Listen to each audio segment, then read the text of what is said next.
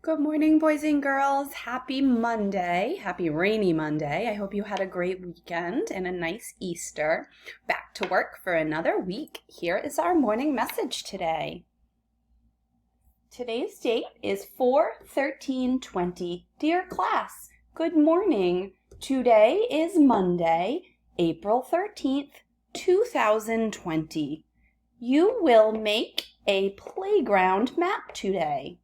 What did you do over the weekend? Love, your teachers. So it seems like lots of kids spent some time outside this weekend, maybe got an Easter basket and played with some new Easter toys, did some reading, rode on scooters and bikes, and other fun things. So boys and girls, I hope you have a great day today. We will start our small reading groups today. So I sent you an email to your school email with the time of your group if you would like to join. I hope to see you there. And if you come to morning meeting tomorrow, bring a funny joke with you that you can share with the group. Okay? I hope you have a great day, and I'll see you later. Bye.